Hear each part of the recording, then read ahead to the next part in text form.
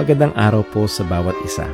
Ito po muli ang inyong lingkod, Brother Paul Lito Jose, pastor po dito sa Jesus Christ Baptist Church, Santa Maria, Bulacan. And welcome po sa ating time in the Word.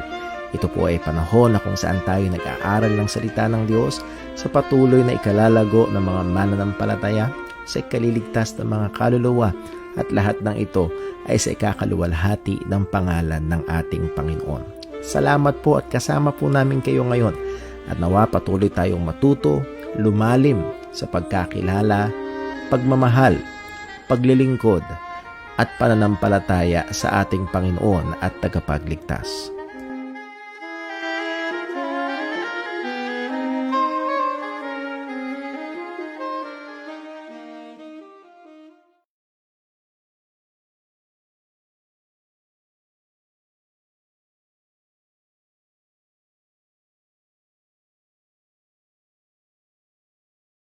Ayun, pasensya na ho, hindi ko pala na i-unmute yung aking mic. So muli, magandang gabi sa bawat isa. At salamat sa Panginoon na meron tayong pagkakataon na muli magsama-sama upang mag-aral ng salita ng Diyos. And I hope we are ready and excited sa patuloy nating pag-aaral. Do ang ating paksa ngayon ay napakaganda about salvation and ay particularly hindi lang basta maganda kung hindi sa iba ay controversial ang paksang ito. Walang iba kundi ang election unto salvation or tawag ng iba na unconditional or sovereign election unto salvation. And I hope ay atin hong nasusundan na nakikita ito hong mga katotohanan na malinaw sa salita ho ng Panginoon. Do marami at as we have said, hindi ito ang popular na paniniwala sa panahon po natin ngayon. That's very, very sad. Pero again, ang ating paring otoridad ay hindi yung popularity, but ang ating otoridad ay ang sinasabi ng salita ng Panginoon. At also, gusto ko lang ho ipaalala na atin hong welcome ang mga questions. Kung meron hong mga questions, kung meron mga bagay na nangangailangan ng paglilinaw patungkol sa ating mga napag-aaralan, please do send them over. Pwede nyo i-comment, pwede nyo i-direct message ho sa akin. Welcome po ang mga bagay na as I've said, ay maaari pa natin talakayin ang mga tanong na yan na maaaring tanong din ng ibang mga nakikinig sa atin at ito ho ay maipaglingkod po natin. So please send them over kung meron, and I hope so far ay wala akong nagtatanong, pero I hope it's because na malinaw naman at maaaring all through our lessons ay nasasagot yung ilang mga katanungan. And sinasadya ho natin ang ating approach ay talagang scriptures, dahil gusto natin na makita na hindi lamang dahil logical ito, hindi lamang dahil para bang napaka-intellectual nito, no? Ito ay dahil ito ang tinuturo ng salita ko ng Panginoon. So bago tayo mag-dive in sa atin hong pag-aaral ngayong gabi, ay nais ko muna mag-announce and magbigay ng mga reminders sa ating mga kapatiran. As usual, Friday night, meron ulit tayong time in the Word and online prayer meeting. Pagkatapos, 7:15 p.m. po yan, at inaasahan ang mga mananampalataya, mga kapatiran, particularly dito sa JCBC, na tayo ay magkasama-sama sa panahon ng pananalangin. And then also, kung kung nagiging blessing ho sa inyo ang ating mga lessons is a time in the Word, I would like to encourage you to share it, to host a watch party upang mas marami pa ho ang makapakinig o makapanood. So, tingnan natin kung paano gagamitin ng Panginoon ito sa iba. And then also, ang ating mga kapatiran ay patuloy natin ipag-pray, yung mga nandoon yung mga pangangailangan, lalo na sa kalusugan, si Brother Paule, pag-pray po natin, ang Pupol family, patuloy natin ipag-pray at iba pa natin mga kapatiran. And also, kung meron may mga prayer requests, please, bilang pastor, isa hong kagalakan, and also bilang pastor ay obligasyon ko po na ipag-pray kayo. So please let me know your prayer requests para ho lalo po kayong maipag-pray ng mas mainam. And then also, ang gawain po natin sa Sunday, Lord willing, we'll be back sa mga regular na mga panahon. Meron tayo Sunday School 8:30, and then yung ating pagsamba ng alas 10 ng umaga sa Sunday morning worship, and then yung evening worship natin ng 6 p.m. So muli ay atin hong ay naasahan ng mga kapatiran is JCBC na though we are still nasa panahon tayo ng pandemya, ay inaasahan ang mga kapatiran na tumupad doon sa ating obligasyon sa Panginoon na sumamba sa Kanya. Ano po? So again, yun ho ang ating mga reminders and announcements. Kung meron may mga birthdays, please let me know agad para mabati natin sila this coming Sunday. Okay, so I think that takes care of our reminders and announcements. Tayo ho muna ay magkaroon ng sandali ng panalangin bago tayo dumiretso sa ating pag-aaral ngayong gabi. Let us pray. Panginoon naming Diyos, aming Ama sa langit, we love you. We praise you. We honor you. Tunay, walang ibang Diyos liban sa iyo, walang kagaya mo na sakdal sa kabanalan, sakdal sa katuwiran. Ikaw ay Diyos na namumuhi sa kasalanan. Ngunit totoo rin sang-ayon sa iyong salita na ikaw ay Diyos na mahabagin, Diyos na mapagmahal, Diyos na nagliligtas at Diyos na nagpapatawad. Nakakamangha, Panginoon, ang kaparaanan na iyong ginawa upang kami ay maligtas, ay mapatawad. Nakakamangha ang pagbibigay mo ng iyong bugtong na anak para sa aming kaligtasan. Tunay, napakatindi ng iyong biyaya at kagaya ng aming mga napag-aaralan. Ang biyaya mo sa amin, ng mga mananampalataya, ay hindi nagsimula nung nakilala namin si Kristo, kung hindi bago pa itatag ang sanlibutan, ay pinili mo na kami para sa iyo. Salamat po, O Panginoon. Tama, dalangin ko po, as we study your word, bigyan mo kami ng liwanag, bigyan mo kami ng pusong mapagkumbaba, bigyan mo rin kami, Panginoon, ng pagnanasa, ng patuloy na matutunan ang mga katotohanan mo. Ingatan mo kami mula sa kayabangan, ilayo mo kami mula dito, hindi ito'y lalo pang magtulak sa amin sa paglilingkod, pagmamahal sa iyo, pagkamangha, pagpupuri sa iyo, at pagpapakumbaba. Dahil tunay ang kaligtasan mula una hanggang dulo ay biyaya mo. Purihin ka, O Diyos, napakabuti mo sa amin.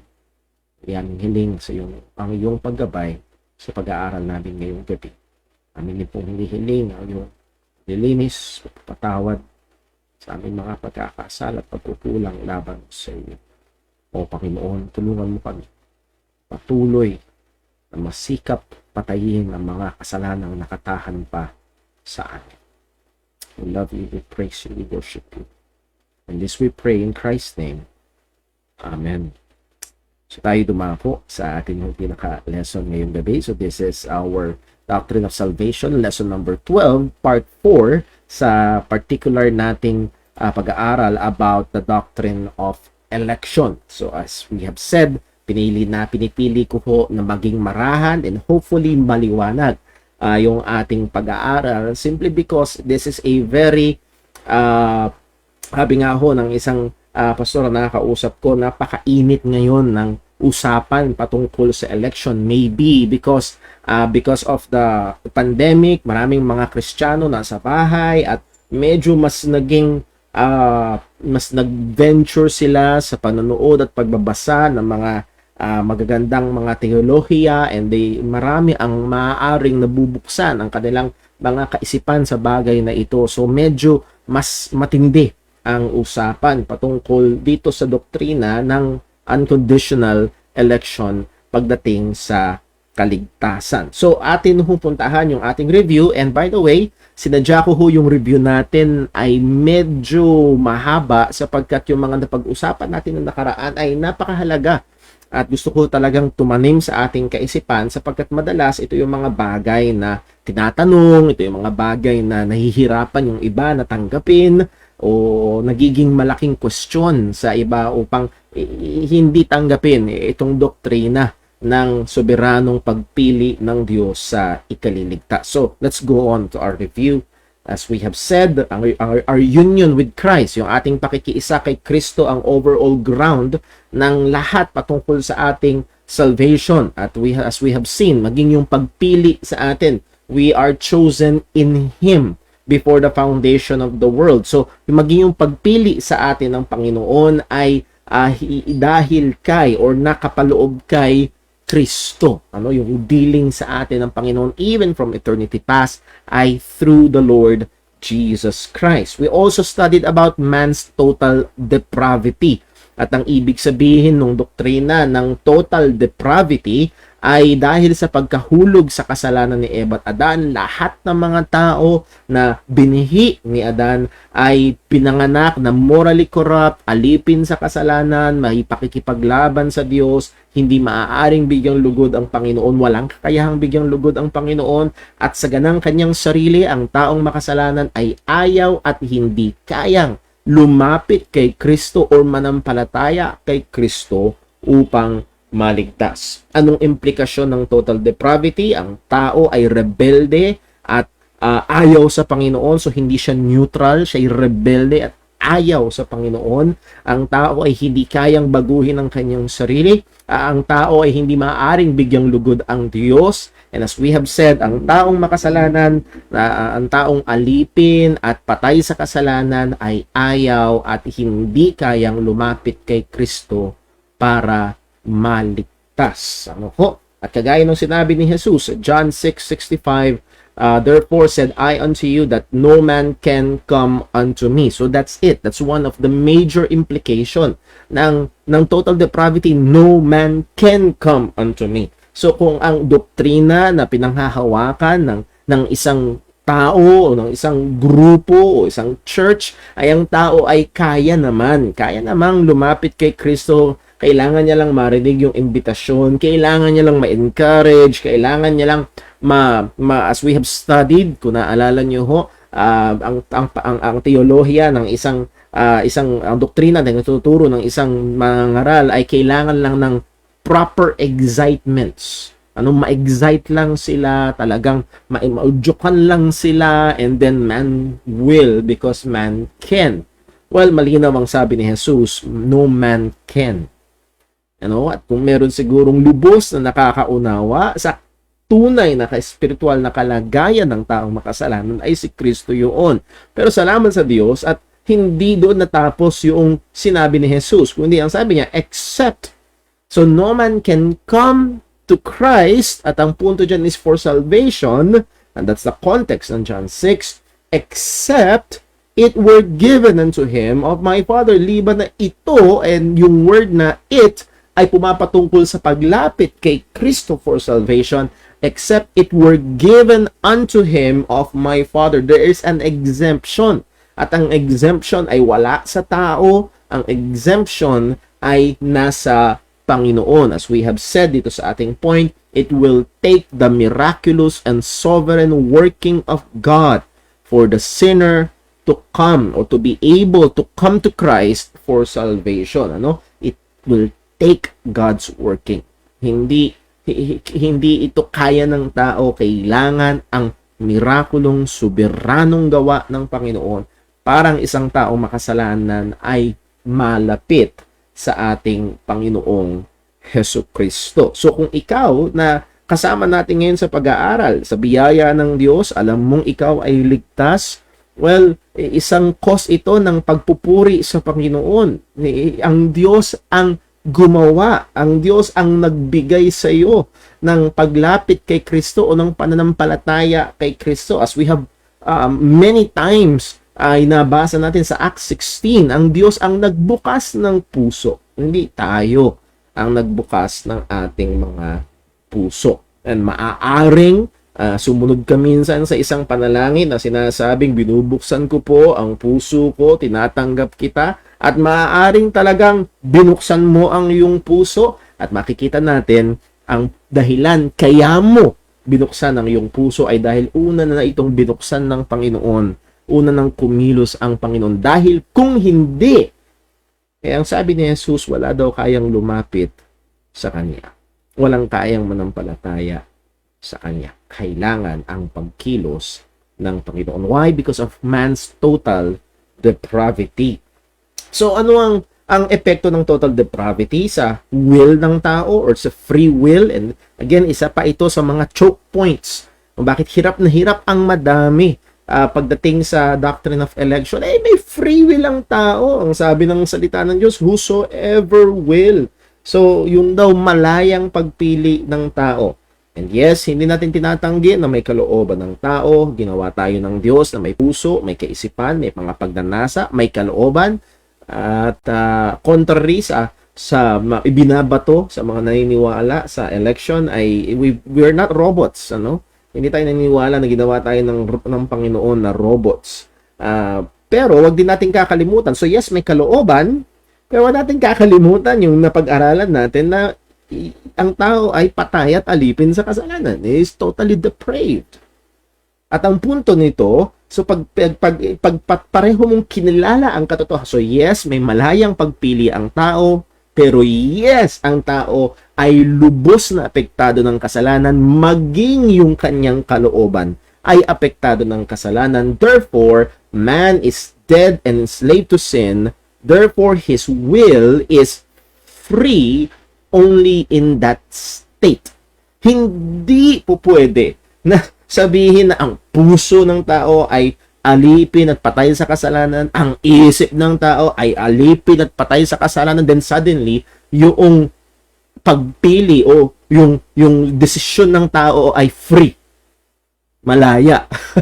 No. Ang buong tao ay apektado ng kasalanan, and therefore, yes, siya'y may kalooban, siya'y may pagpili, may pagdedesisyon, pero gagawin niya yun dun sa estado ng pagiging patay at alipin sa kasalanan. So sabi nga ng mga theologian, yes, man is free, but he is free in and to sin. Malaya siya. Malaya siyang sa kasalanan.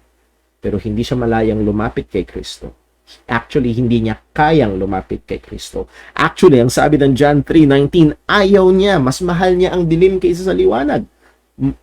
Ayaw ng tao, hindi kaya ng taong lumapit kay Kristo. This is the consistent testimony of the Scripture. God is sovereign, or God's sovereign election unto salvation. Today, sinimulan nating pinag-aaralan, o tinatawag na iba na unconditional election to salvation. Meron tayong definition na hinirap natin kay Louis Berkhoff, pero ito yung layman's medyo mas madaling tandaan. God from eternity past, by His sovereign will, has chosen particular individuals to be saved. Ano? Ang Diyos mula pa nung walang hanggan sa pamamagitan ng kanyang soberanong kalooban, so kalooban ng Diyos ang basihan, hindi kalooban ng tao, ay pumili ng mga partikular na individual para maligtas. Ito yung atin hong pinakakahulugan pagdating sa election unto salvation. Well, sa Bible, meron iba't ibang uri ng election as we have studied. Kung inyong natatandaan, pinag-aralan natin, merong national election. Ang sabi sa Isaiah 41 verse 8, Jacob whom I have chosen. And here Jacob is pertaining to Israel. And then we have occupational election. Yung mga nakaraan ay ating ginagamit yung halimbawa na si Bezaleel, pero dito sa Deuteronomy 18 verse 1 ay merong isang particular na tribe out of 12, pumili ang Diyos ng isang tribe, which is the tribe of Levi. Ang sabi sa verse 1, Deuteronomy 18, the priests, the Levites, and all the tribe of Levi shall have no part nor inheritance with Israel. And then binigay niya yung rason sa verse 5. Bakit wala silang inheritance?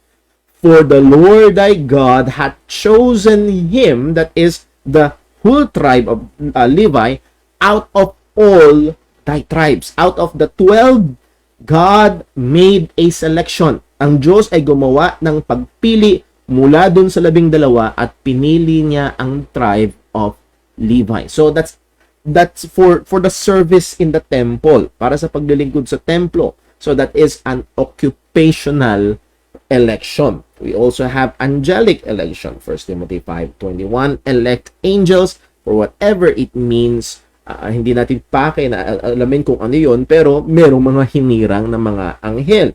Then we also have apostolic election. Si Jesus, mula sa napakadaming disipulo na sumusunod sa kanya, ay pumili ng 12. At mula dun sa 12 na yon, ang sabi pa nga ni Jesus, Jesus answered them, have not I chosen you 12, and one of you is a devil.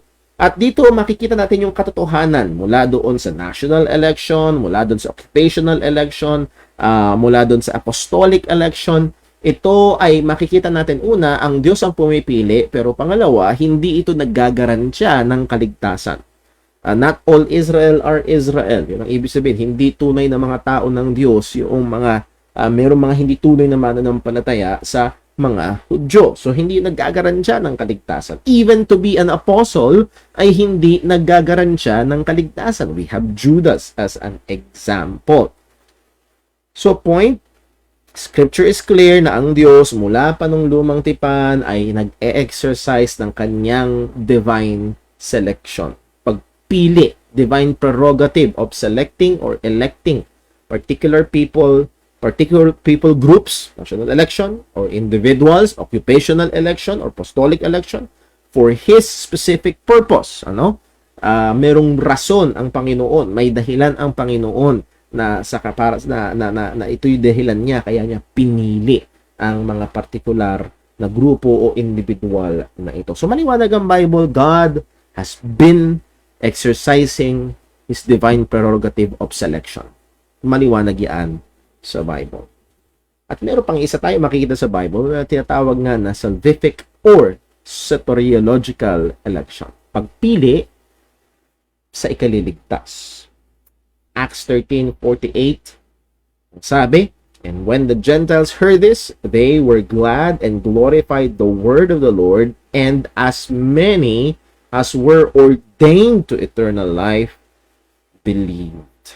Gaanong karami ang itinalaga sa buhay na walang hanggan, sumampalataya.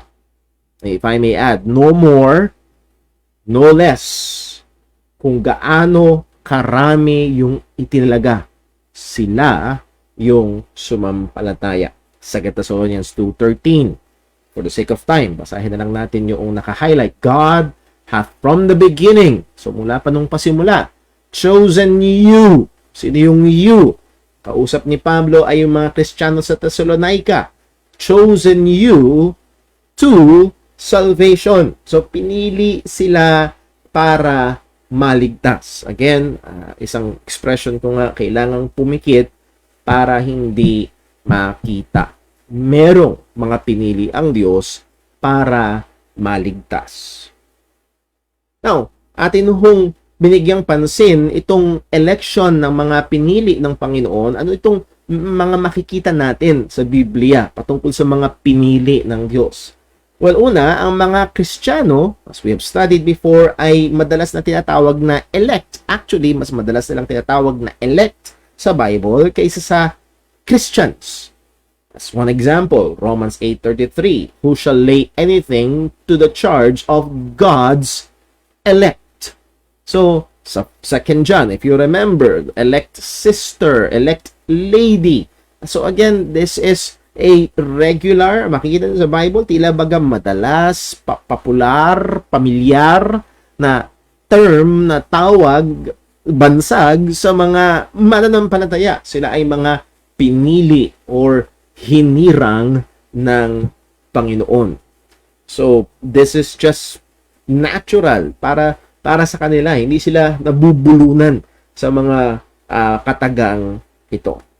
Ephesians 1:3, at ang tinutukoy naman dito is the time of election. Meron na tayong konting hint dun sa 2 Thessalonians kanina. From the beginning, God has chosen you to salvation. But sa Ephesians 1:3 hanggang 4 ay malinaw. We were what? Chosen. Ang sabi sa verse 4, according as He had chosen us in Him before the foundation of the world. So, kailan daw tayo pinili? Well, pinili tayo bago pa itatag ang sanglibutan. Even before creation. Ang tawag nga ng mga theologians nila, in eternity past. Bakit? Wala pang time noon. Hindi pa na-start ang creation. Wala pang oras. Pero, even before that, God hath already chosen us in Christ before the foundation of the world. So, kailan? Bago pa ang Genesis 1:1. Bago pa likhain ang lahat ng bagay, may mga pinili na ang Panginoon para sa kanya.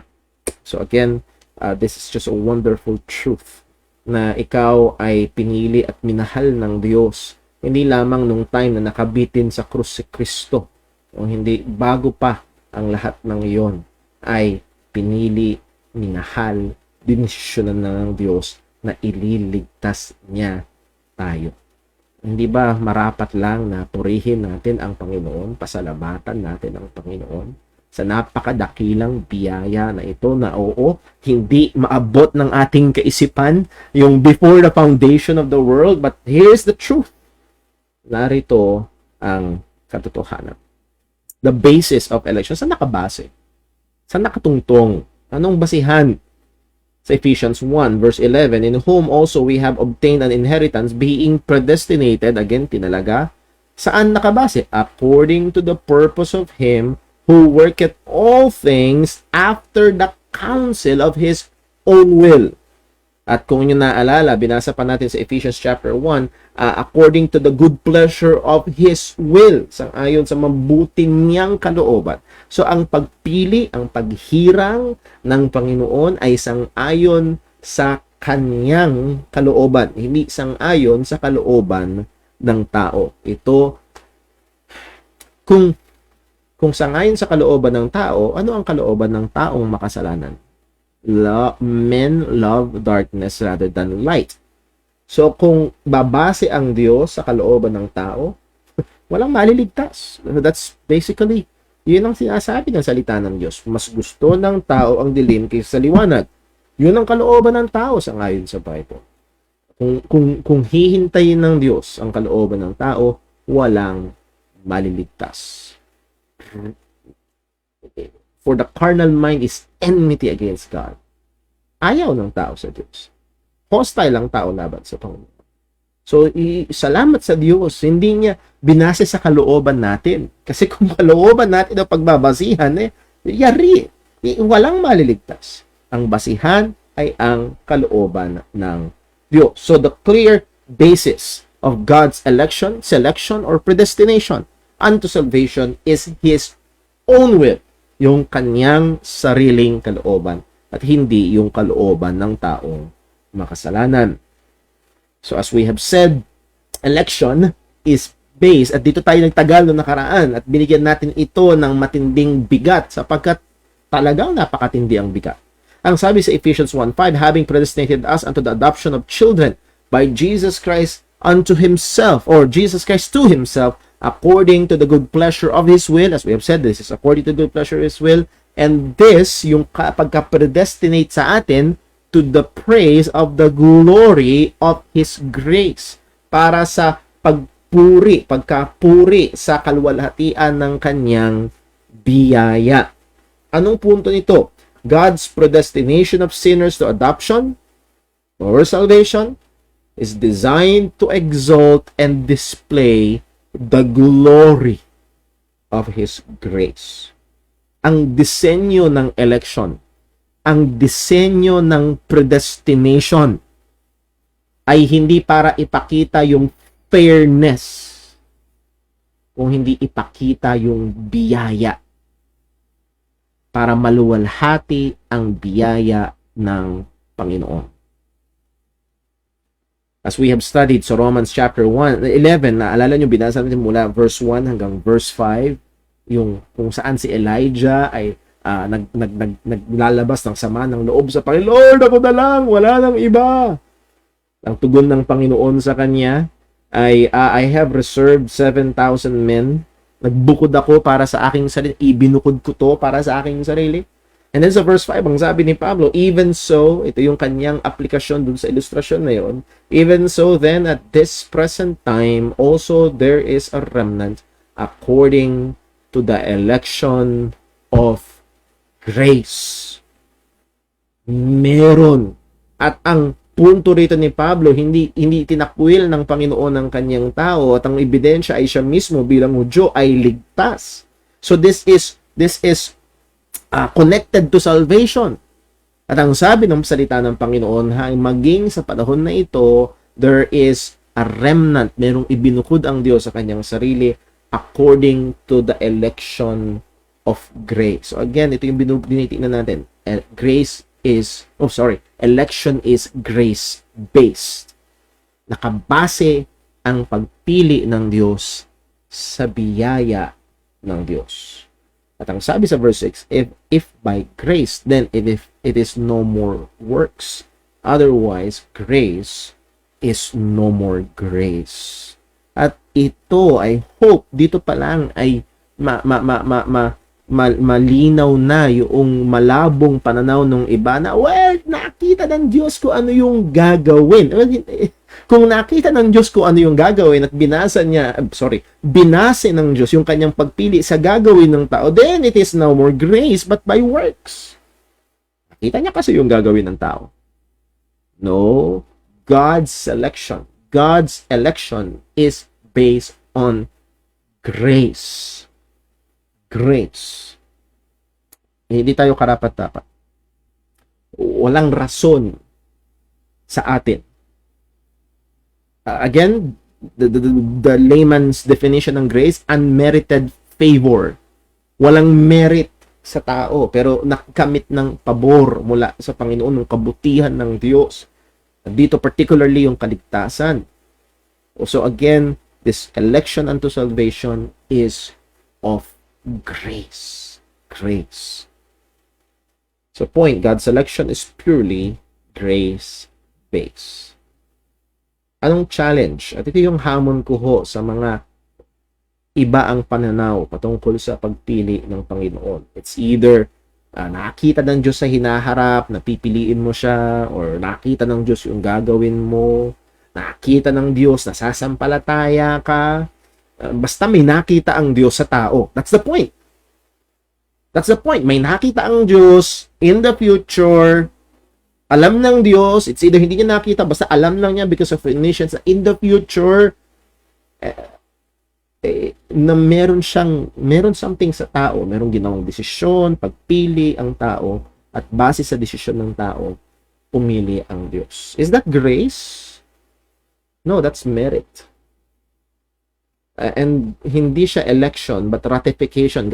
God just ratified the selection ng tao. And doon ay ang tao ang initiator and God is the reactor. Again, atong challenge is your view of God's election unto salvation based upon grace alone, or it somehow makes man a contributor or merit based. Yung bang paniniwala mo, yung bang pananaw mo sa paghirang ng Panginoon ay nakabase sa biyaya lamang, or ang pananaw mo patungkol sa pagpili ng Diyos sa kaligtasan ay somehow ang tao ay may contribution, may parte, may bahagi, may merito. Again, it will destroy yung malinaw na sinasabi ng Biblia na yung pagpili ng Diyos sa kaligtasan is an election of grace. So, that's a challenge doon sa may ibang paniniwala tungkol dito. Election is not based upon man's work. Nag-aralan din natin ito last time. Ang pagpili ng Diyos ay hindi nakabase sa gawa ng tao, Romans 9:10. And not only this, but when Rebecca also had conceived by one, even by our father Isaac, so gumamit dito ng illustration si Apostol Pablo, at ang ginamit niya ay ang magkangkambal na magkapatid si Jacob at si Esau. Jacob being the firstborn, Esau being the lastborn. At ang sabi sa verse 11, for the children, again, Jacob and Esau, being not yet born, neither have done any good or evil, that the purpose of God according to election might stand, not of works, but of him that calleth. So narito, maliwanag. Hindi pa pinapanganak, wala pa sila. Wala pa silang ginagawang anumang mabuti at masama, para daw matupad yung purpose ng Panginoon sang-ayon sa kanyang paghirang, hindi ito nakabase sa gawa. Kung naalala niyo ho, so verse 12 ang sabi, it was said unto her, the elder shall serve the younger, as it is written, Jacob have I loved, but Esau have I hated. And this verse 13, ang sabi sa verse 10, ay hindi nakabase sa good or evil ni Jacob o ni Esau. And I have, as we have said last time, many times ko na narinig mula sa mga pastor, nakita daw ng Diyos na i-despise lang ni Esau yung kanyang birthright. That's why si Jacob ang pinili. Isang magandang tanong, hindi ba niya nakita na manloloko si Jacob? Hindi niya ba nakita na ilang beses magsisinungaling si Jacob? Pag tinimbang nga natin, tila baga mas morally upright pa si Esau. Anyway, yung pananaw na yun ay kokontrahin yung sinabi nga sa salita ng Diyos. It is, they're basing it doon sa kung anong gagawin. Kaya pinili daw ng Diyos si Jacob kaysa kay Esau. Well, that's definitely wrong according sa salita ng Panginoon. God's gracious election seems to be unfair. Kagaya na sinabi ko last time, ito ay isa sa mga napakatinding punto na talagang nagkumbinsi sa akin. Bakit? Ang pagpili ng Diyos sa simula ay seemingly unfair. Bakit si Jacob ang pinili? Bakit hindi si Esau? Parang unfair naman kay Esau. Bakit? Parang may mas karapatan pa si Esau. Bakit? Dahil siya'y panganay. At sang-ayon sa kultura, ang panganay, again, at that point of time, ay ang panganay ang dapat magmamana ng mas malaking portion. Magmamana ng pagpapala ng ama. Ang panganay. So, mas may karapatan si Esau. So, nandito ang inassume ni Apostol Pablo na may mag-o-object. What shall we say then? Is there unrighteousness with God? Meron bang hindi katuwiran sa Panginoon? Meron bang unfairness sa Panginoon dito sa kanyang pagpili kay Jacob over Esau? And here is Apostle Paul assuming, again, hindi nakabase sa gagawin, hindi pa pinanganganak, so it is very much grace-based election. At ina-assume ni Pablo na kung ganito ang pagpili na gagawin, ganito ang pagpili na ginawa ng Diyos, merong objection. At ang iyo object ay unfair, unrighteous. Parang hindi patas ang Diyos na pinili niya si Jacob over kay Esau. Paano na lang si Esau? So again, Paul assumed this objection of unfairness with God's choice. Ang punto ko kaya sinabi ko ito sa mga nagtulak sa akin upang talagang lubos na yakapin tong unconditional election is yung view ng iba, inaalis ito. Ay hindi unfair si Lord kasi tinignan niya. Kagaya ng sinasabi ko yung sinasabi ng mga pastor, hindi unfair si Lord kasi nakita niya na i-despise lang ni Esau yung kanyang birthright, kaya ang pinili niya si Jacob. So, hindi unfair si Lord kasi tingnan niya yung gagawin ni Esau. Actually, yun yung approach ng iba pagdating sa election unto salvation. Nakita ni Lord yung desisyon na gagawin mo. Nakita ni Lord na pipiliin mo siya, kaya kanya pinili. So, that's just fair. It eliminates itong objection na ito. So again, as I've said, God's gracious election seems to be unfair. Seems. Hindi ko sinasabing unfair, kundi seems. Bakit magiging unfair? Kasi hindi naman nakabase sa gawa nila. God exercised His sovereign prerogative to make a selection. And exercise the Lord yung kanyang karapatang pumili. Nasaan yung unfairness doon? Again, ito yung isa sa mga yung bang view natin sa election, yung bang view natin sa pagpili ng Panginoon ay lumalapat dito, or yung view natin ay nag-aalis ng lahat ng tila baga unfairness sa mata ng tao. Anong sagot? Is there unrighteousness with God? Anong sagot? Well, ang sagot ay ito. Election is the free choice of God. Ang election ay ang malayang pagpili ng Diyos. Walang unfairness. Kaya nga, ang sabi ni Pablo sa verse 15, "For he saith to Moses, I will have mercy on whom I will have mercy, and I will have compassion on whom I will have compassion." Mahahabag ako kung kanino ko gustong mahabag. Maaawa ako kung kanino ko gustong maawa. So, ang sagot doon sa objection, Lord, parang unfair naman yata. Pinili mo si Jacob over kay Esau. Well, ang sagot dyan, malaya ang Diyos sa pagpili niya. Malaya ang Diyos na kahabagan niya yung gusto niyang kahabagan. Malaya ang Diyos na maging mabiyaya siya dun sa gusto niyang maging mabiyaya. At hindi siya unfair doon sa kabilang partido. Kasi hindi siya obligado na maging mabiyaya sa lahat. So, ang sagot doon sa objection, parang unfair naman yata. Ano? Mula sa mga taong makasalanan, pumili lang ang Diyos ng kanyang ililigtas. Parang unfair naman yata doon sa mga hindi pinili ng Panginoon. The answer of the Bible is, God is free to make His choice. Malaya siya. Hindi siya obligadong maawa sa lahat. Again, this is Bible. Ito yung sagot ng salita ng Panginoon. Doon sa ina-assume ni Pablo na objection. At actually, ito yung objection ng maraming mga tao. Unfair. No. It's not unfair. It's God's free choice. Malayang pumili ang Diyos. Isang mahalagang bagay, God's exercise of His mercy is absolutely free and based on His word. He is not under any obligation to be merciful to any. Sabi nga sa Romans 9:16, the next verse, so then it is not of him that willeth, nor of him that runneth, but of God that showeth mercy. Hindi sa kanya na may desire, hindi nakabase sa taong may desire. And that yung word na runneth speaks of effort.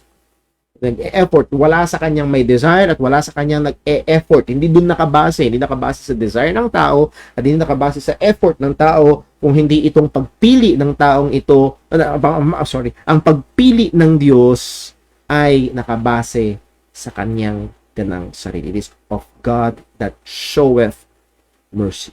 Nakasalalay ito sa Diyos na nahahabag. Ang maganda yung pagkasali ng ESV dito. So then, it depends not on human will, that is desire, or human exertion, effort, but on God who has mercy.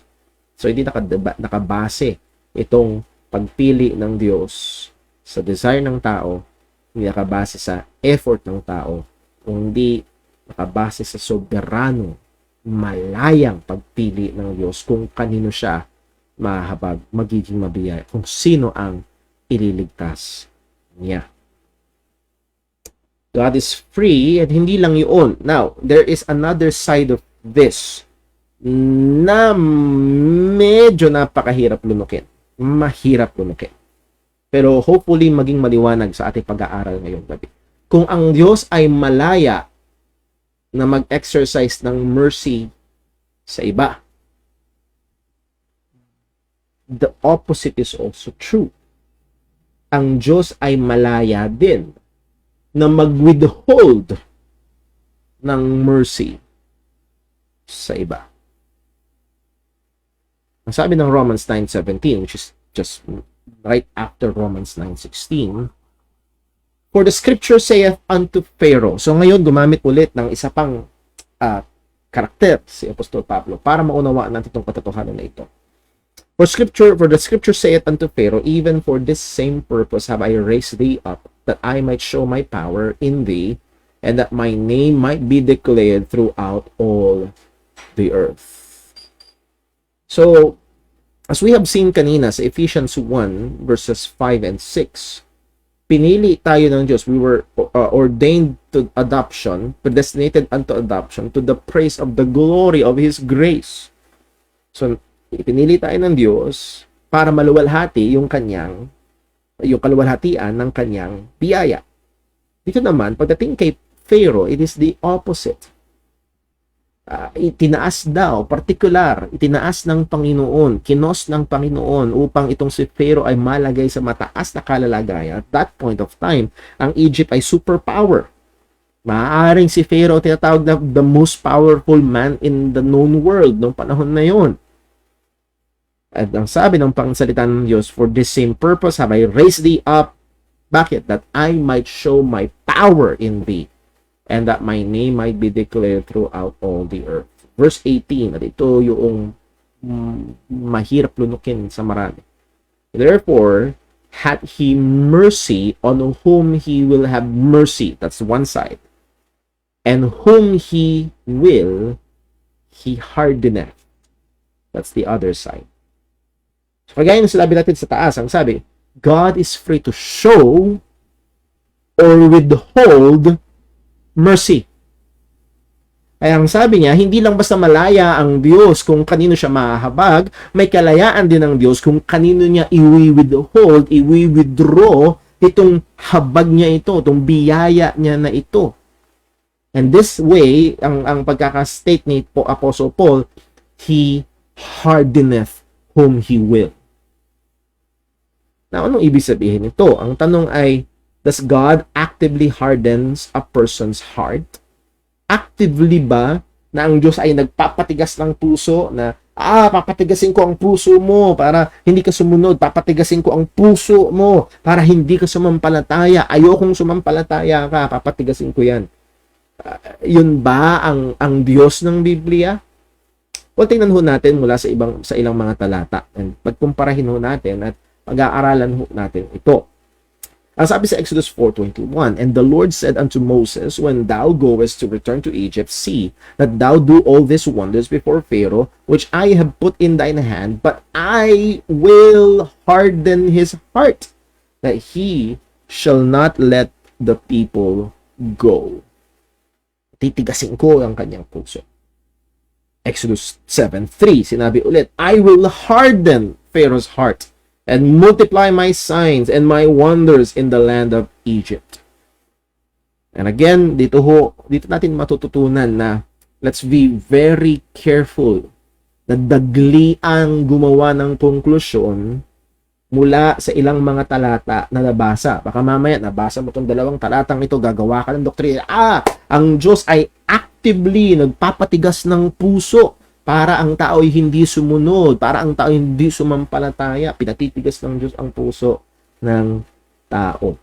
Well, again, I hope hindi ka dumating sa ganong conclusion and maging marahan tayo sa pag-aaral pagkakaroon ng conclusion pagdating sa pag-aaral ng salita ng Panginoon. Bakit? Dahil hindi lang ito ang talata. Tingnan natin sa Exodus 7:23. And Pharaoh turned and went into his house, neither did he set his heart to this also. So, nakikita natin na Pharaoh himself, he did not set his heart. Hindi niya inilagak, hindi niya inilagay doon, hindi niya itinutok doon yung kanyang puso. Sa madaling salita, binaliwala niya. And sa Exodus 8:15, but when Pharaoh saw that there was respite, he hardened his heart, and hearken not unto them as the Lord had said. So, Pharaoh hardened his heart. Now, ang tanong ay ito, alin ba yan? Alin ba talaga, kuya? Ang Diyos ba ang nagpapatigas ng puso ni Pharaoh? Or si Pharaoh ang nagpapatigas ng kanyang sariling puso? Sino ba talaga? Again, ang answer dyan ay yes. Pero, anong ibig sabihin ng Biblia ng pagpapatigas ng Diyos sa puso ni Pharaoh? Tingnan natin. Una, gusto ko munang alalahanin natin ng isang napakahalagang prinsipyo na Scripture interprets Scripture and Scripture will not contradict Scripture.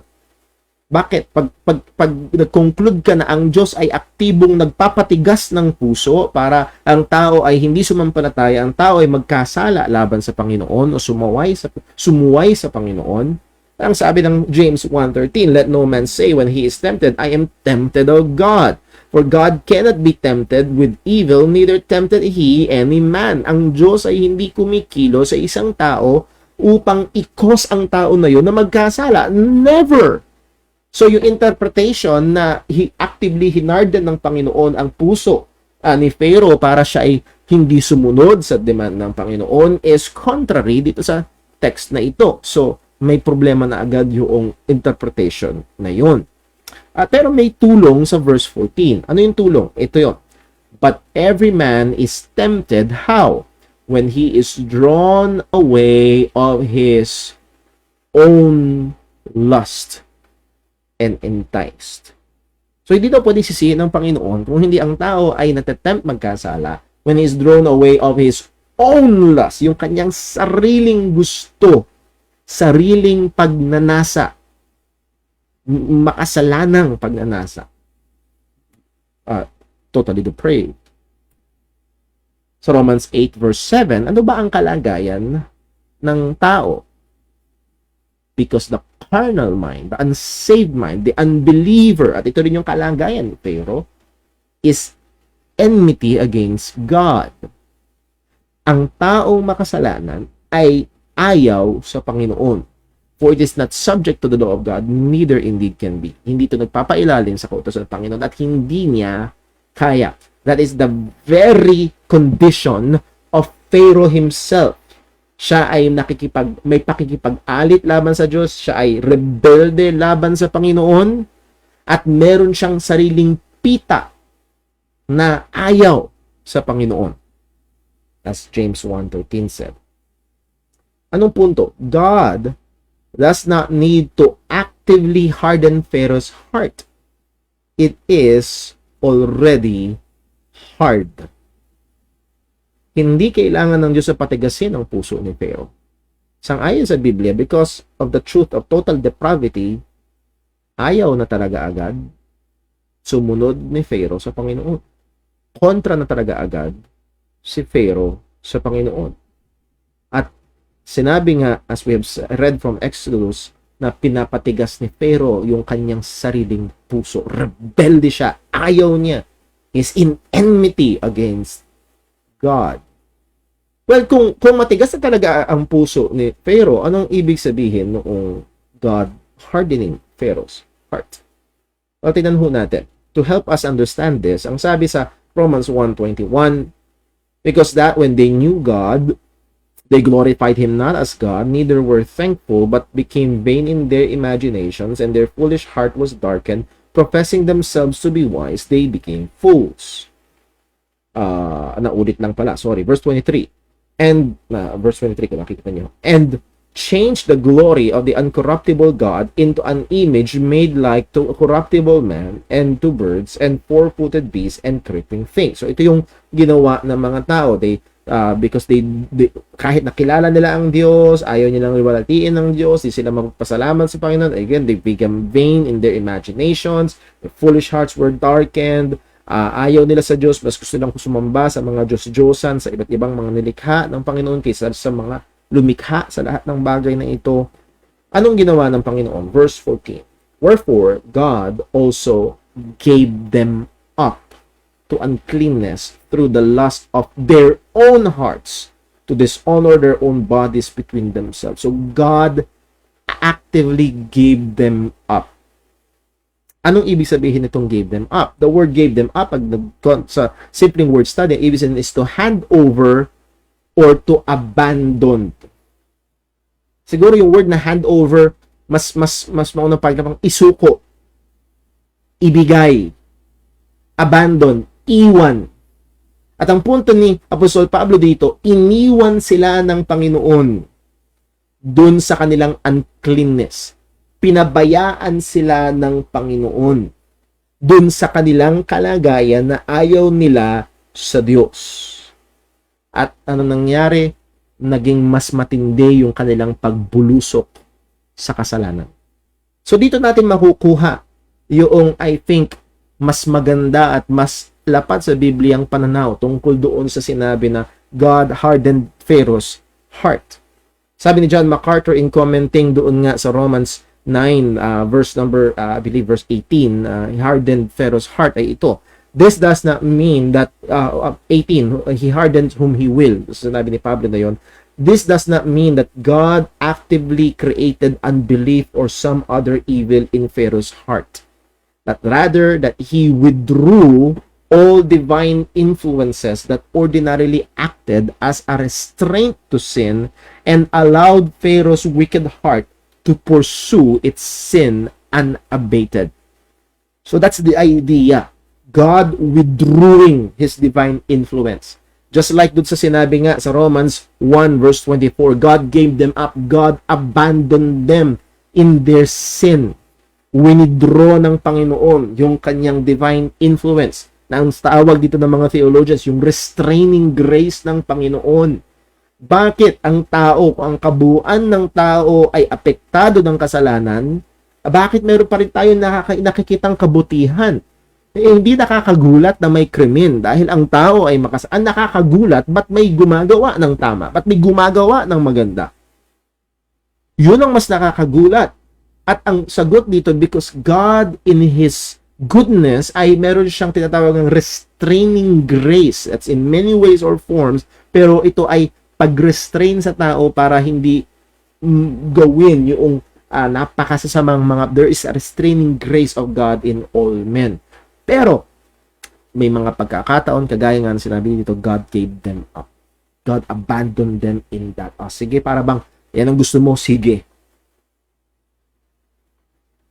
Point sa Romans 9:18, God's hardening of Pharaoh's heart is the removal of his restraining grace that leaves the person in his own hardness and sinful rebellion against God.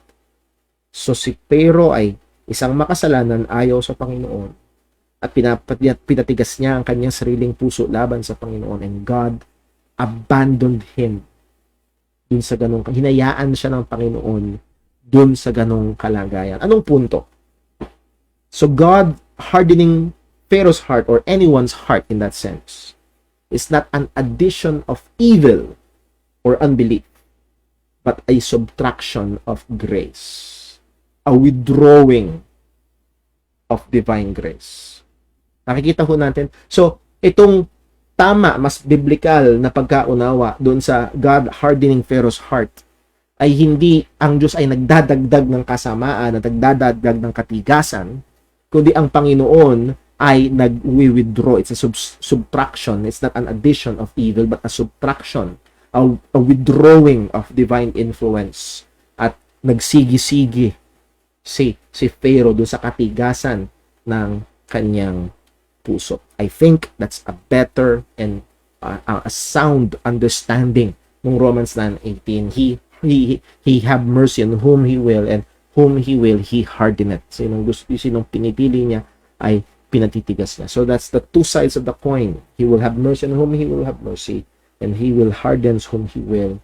At God, ang Diyos ay malaya na magpakita ng kahabag, at malaya din siya at the same time na mag-withhold ng kanyang kahabagan. The absolute sovereignty of God displayed. Let's just give me maybe, Lord willing, 5 minutes sa bagay ko na ito para matapos natin yung lesson ngayong gabi. Sabi sa Romans 9:16, so then it is not of him that willeth, nor him that runneth, but of God that showeth mercy. So hindi siya sa kanya na nagnanasa, hindi sa kanya nagme-make effort, kung hindi nasa Diyos nagsishow ng mercy. So verse 18, therefore hath he mercy on whom he will, mahahabag siya kung kanina gusto niya mahabag, and whom he will, he hardeneth.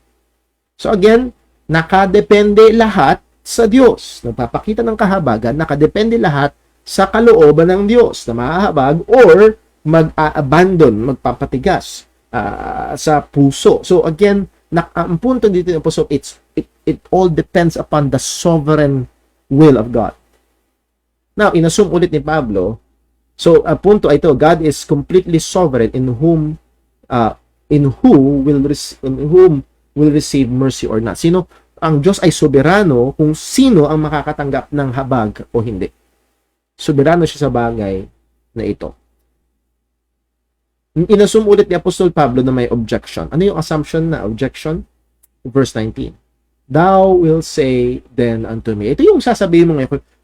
Kung ganito ang tamang pananaw patungkol sa kalayaan, soberanong habag ng Panginoon, desisyon pala lahat ng Diyos, okay? Desisyon pala lahat ng Diyos. Sasabihin mo ngayon sa akin, pina-assume ni Pablo, ito yung ibabalik.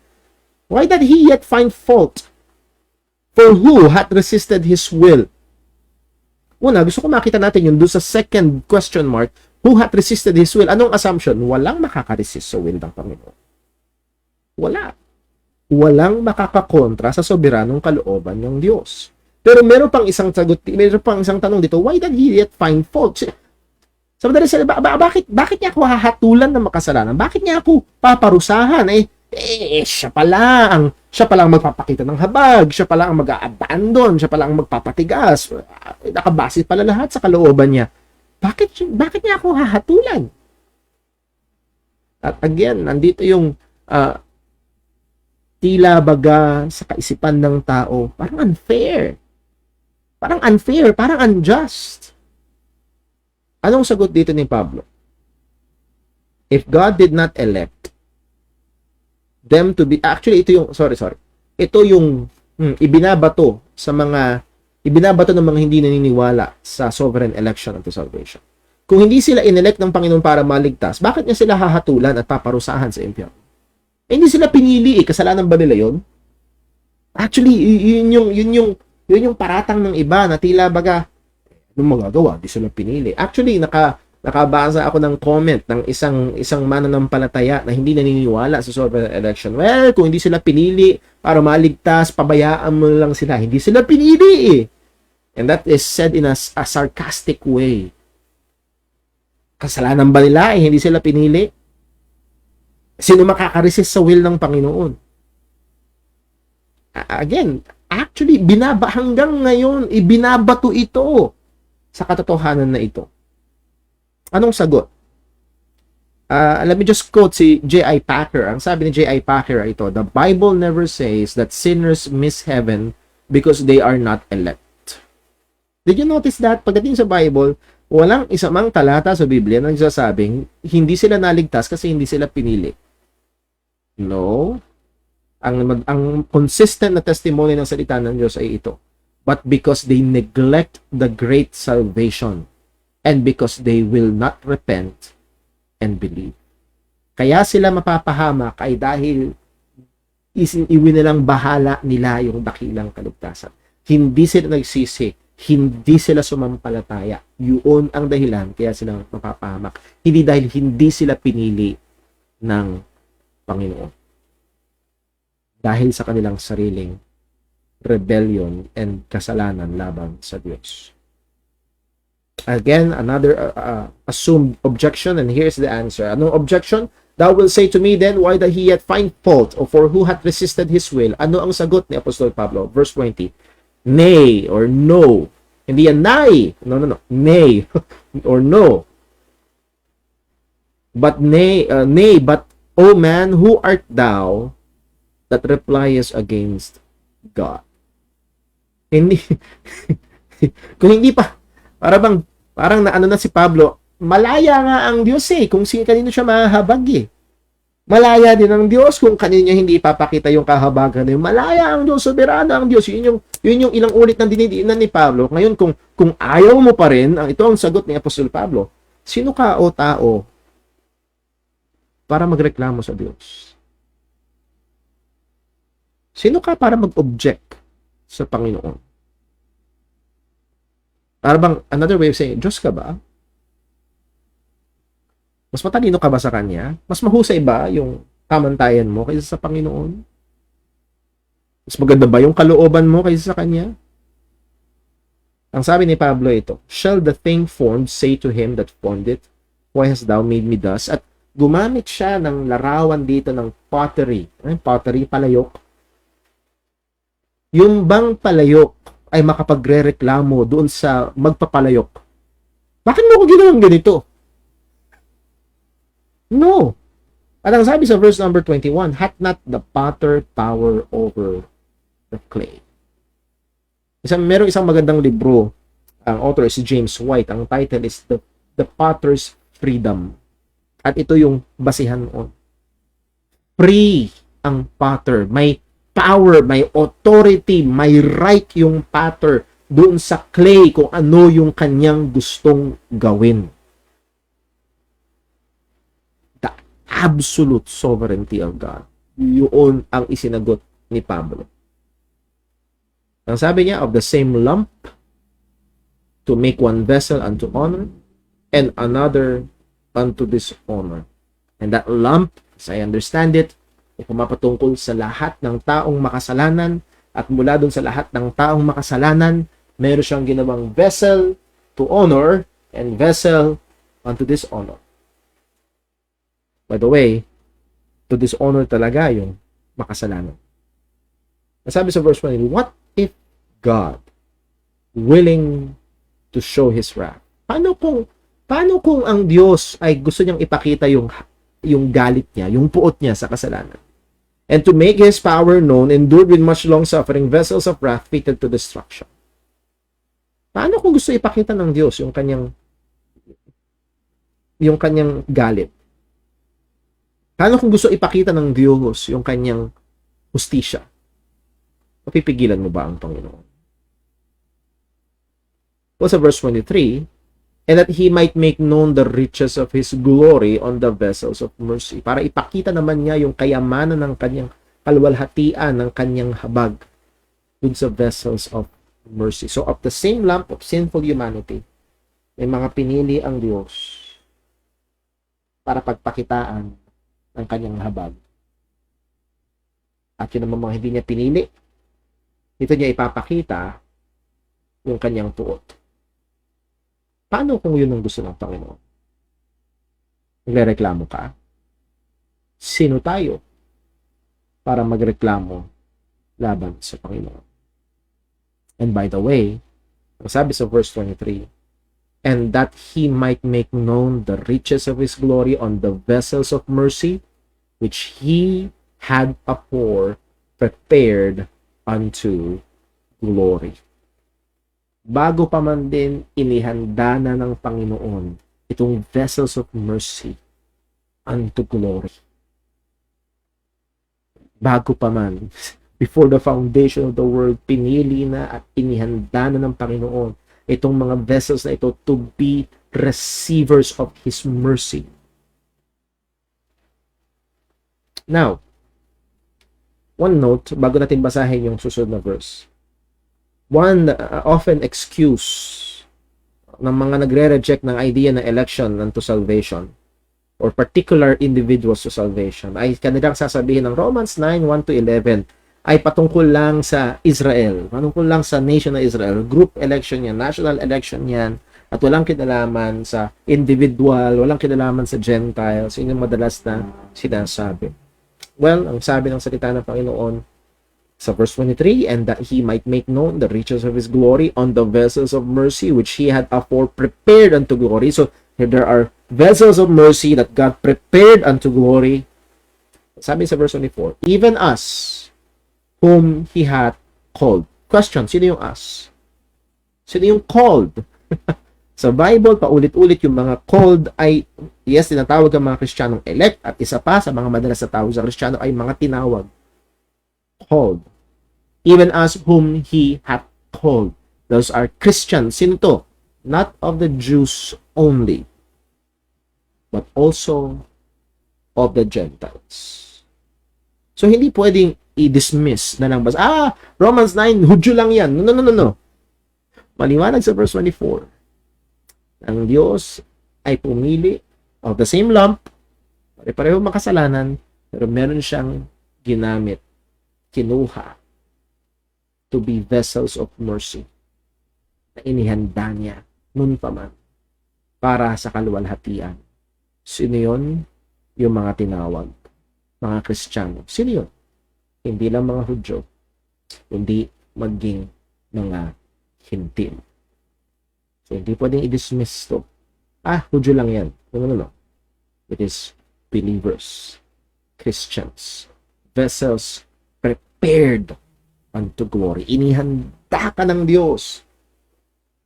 Bago pala lang hinasanlibutan, inihanda na tayo ng Diyos para i-display niya yung kanyang habag, biyaya, at pagmamahal. Yun sa mga hindi niya inihanda para doon, i-display niya yung kanyang puot, justisya, at kabanalan. Anong punto? Scripture is clear. Liwanag ang salita ng Diyos. Ang Diyos, sa pamagitan ng malayang pagdedesisyon niya, malayang kalooban niya, ay pumili ng mga partikular na individual para maging sisidlan ng kahabagan na upang tumanggap ng kaligtasan base sa kanyang biyaya.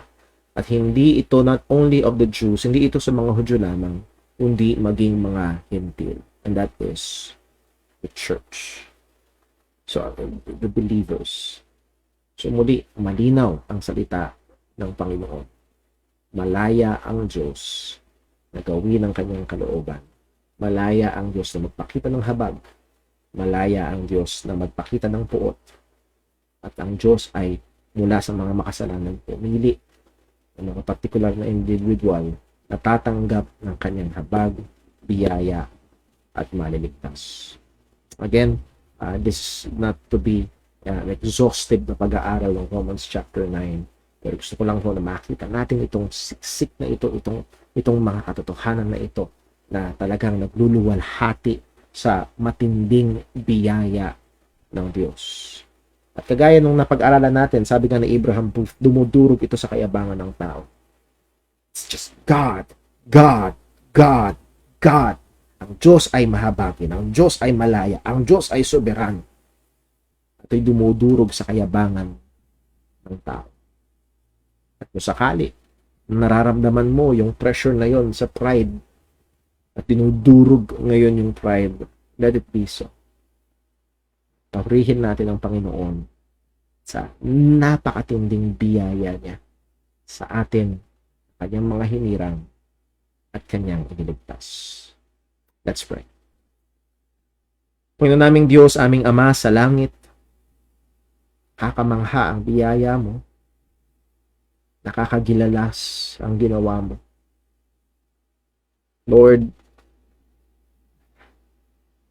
ang tanong ay hindi dapat bakit hindi lahat pinili, kundi Lord, ang tamang tanong ay bakit may pinili? Bakit may pinili? Pero nakita namin sa iyong salita na malaya ka, na soberano ka, na mahahabag ka kung kayo mo gustong mahabag. At nakiliwanag namin nakita na mula sa same lump ng mga makasalanan, ay pumili ka ng mga sisidlan na paglalagyan ng iyong habag, hindi lamang sa mga Hudyo, kundi maging sa mga Hintil. At sa amin na mga Kristiyano na,